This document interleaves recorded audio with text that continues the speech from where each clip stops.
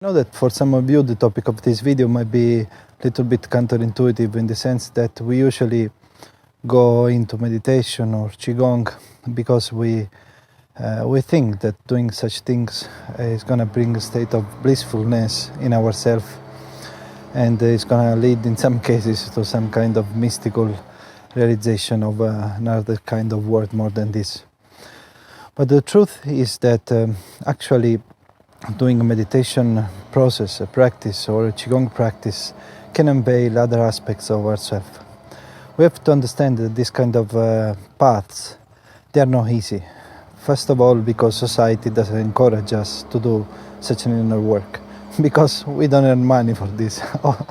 On the contrary, we invest money, we invest time, we take time for ourselves to do something apparently that has nothing to do with the external world, but that in reality can improve the way we respond to it. When we do this kind of practices, such as qigong or meditation, we encounter our limitations, which is not a very pleasant process, because we see our subtleties. We start to become more aware of ourselves, of our limitation, whether it is a physical limitation. In the case of qigong, we realize that we don't know how to operate the body properly. We don't even have much control over it. It's difficult to keep our mind focused on what we are doing because the mind tends to wander. When we do meditation practices, and maybe because of marketing, advertisement, or because a general idea about the process of meditation, we think that we're going to sit crossed legs, repeat some mantras, and we're going to experience some blissful state. But in reality, what happens is the opposite. And I will explain in this video why and how this process develops in time. At the beginning, when we are new with this kind of conscious practices, let's call it like this, we see ourselves more and more. So all the attention that was robbed by the external senses starts to be directed towards an internal investigation, whether we talk about physical, emotional, or mental investigation. The more we turn the attention inward, the more we realize who we are.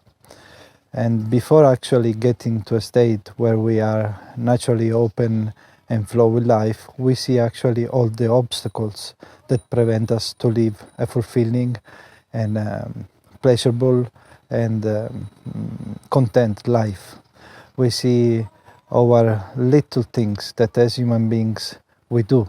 We see our little behaviors, our egocentric attitude, our egocentric thoughts, the idea of me being satisfied and me finding long-lasting satisfaction.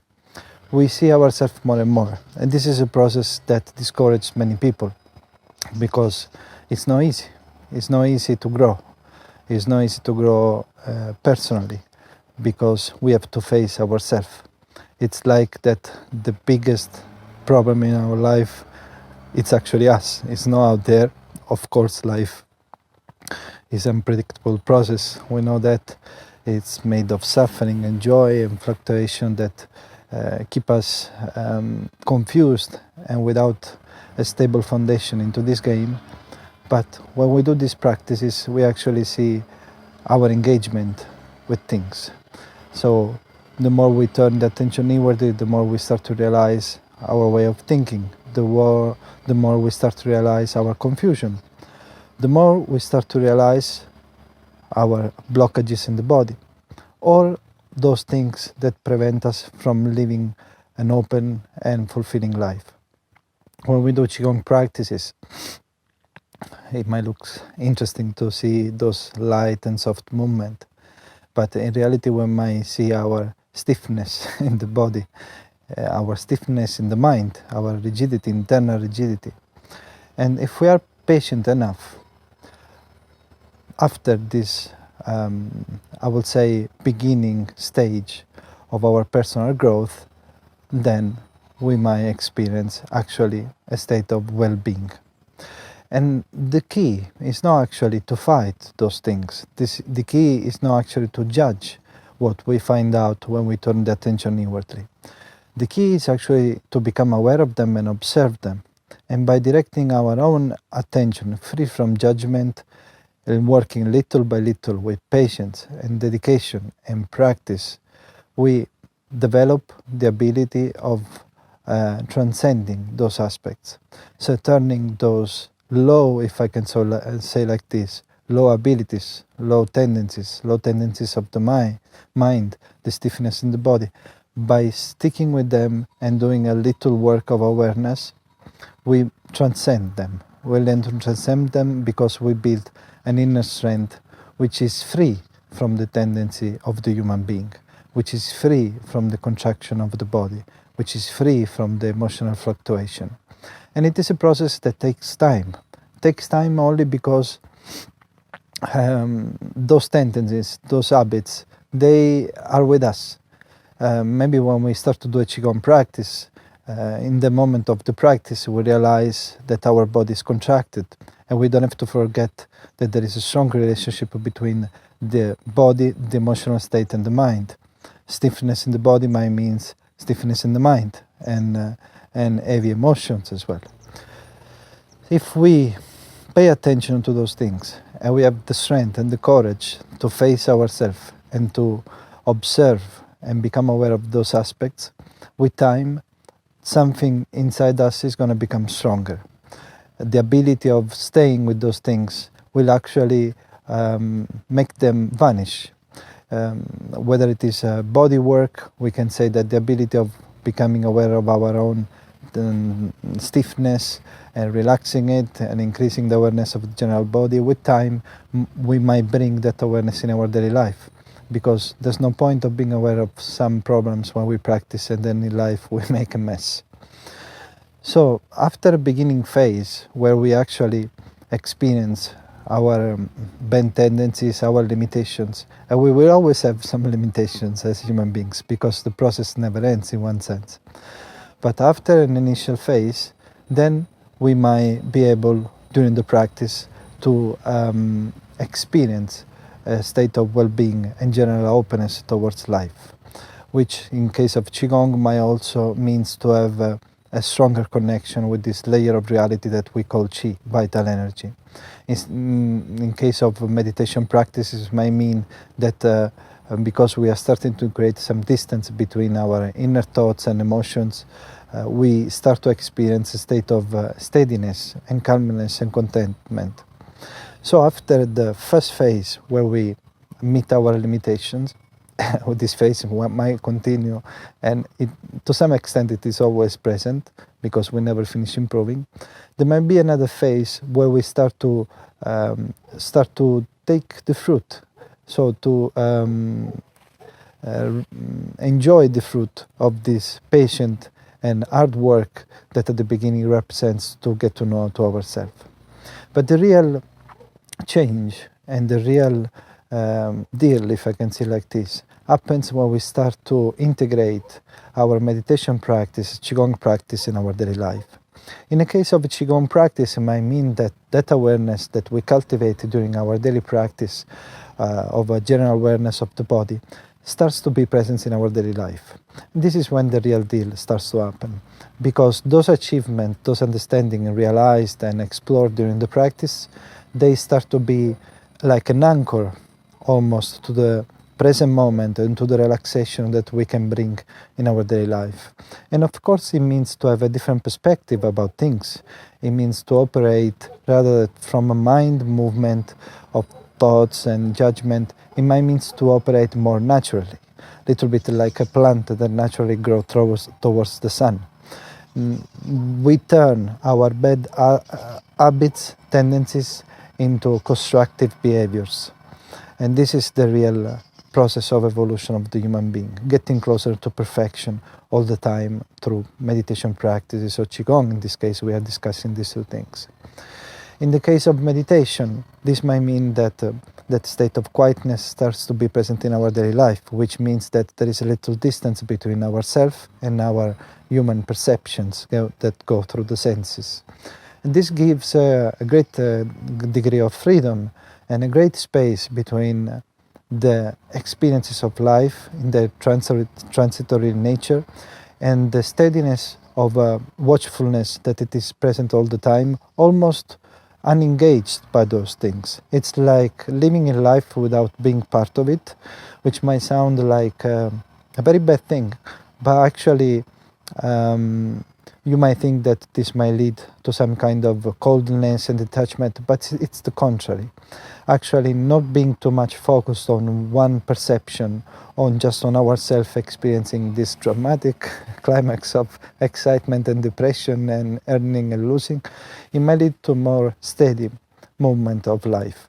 Because what we can touch when we do some kind of meditation investigation is touching a deeper part of ourselves, which is free from all this perception, which ultimately represents, in my opinion, the real human work, which is unpaid, but it might lead to the best result, in my opinion.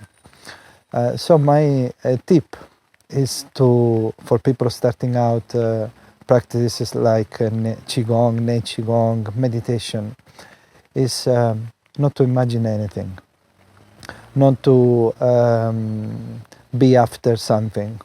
The only thing that we are trying to deepen more and more in our understanding is ourself, increasing our understanding of the physical aspect, emotional aspects, and mental aspects, and seeing our engagement with life and our little behaviors that we have as human beings. While life is a huge process, we act in a very selfish and small way. It's a difficult thing to do, very difficult thing to do, also because society, work environment, family doesn't encourage us to do that kind of work, but it's a more rewarding one. So if we have a little patience and we actually are keen to solve this dramatic fluctuation that happens constantly in our life, we realize that that's the only work to be done. To become aware of ourselves, to transcend our human limitation little by little, by practicing, by being aware constantly of these three aspects of ourselves, and to finally reach a moment where we can deal with life in a different way. Although the process of perfection never ends, because the universe is infinite. Right now we're just enclosed into this little cage and vehicle that allows us to experience life according to our senses. But there is more to discover, especially when we start to dive the attention inwardly and we start to detach ourselves from these limitations. The physical, the emotional, and the mental aspects, for sure, they represent one part of ourselves, but it's not everything that we are. So doing this kind of work, such as meditation and qigong practices, can really unlock and help us discover little by little something more and some other possibilities that are infinite as the universe it is. And this is not some conceptual idea that I'm putting out. When we do some kind of inner work in a serious way, using serious tools, and not trapping ourselves with beliefs and ideas about what we're doing, but we just trust that what we're doing brings result, not by believing it, but by seeing the result. We trust that the process works. We just have to keep patient and keep on the work. Because, as I said, these practices, they unveil parts of ourselves. Sometimes even qigong practices might make us angry in the sense that some of my students, they say to me, I feel very angry when I do this practice. In reality, it's not that the practice is creating some kind of feeling that wasn't there before. It's just becoming more aware, and it's bringing to the surface certain processes that were happening, even if we were unconscious about those things. Sometimes people are surprised because some people are very quiet and sweet and try to please other people. They may find themselves acting in a very erratic way, which is just the opposite of the same thing. When we are insecure, then sometimes we're super sure, and when we have low self-esteem, and then we build some kind of very high self-esteem through beliefs or things.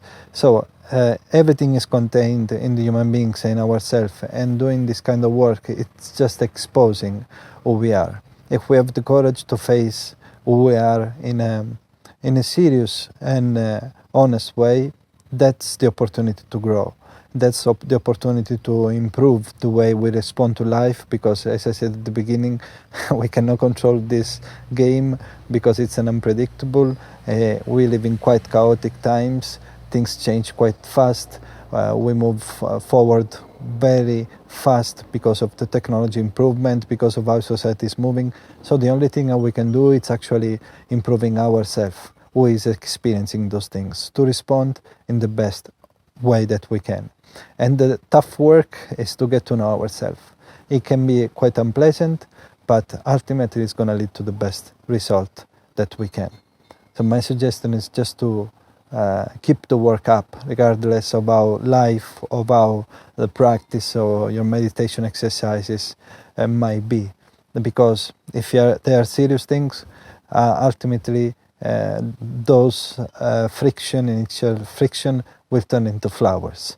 And that's the most beautiful thing that we can do, because when we are acting in a constructive way, when our emotions are pleasant, the thoughts are pleasant, the body is in good health, we can experience life and do and express our full potential.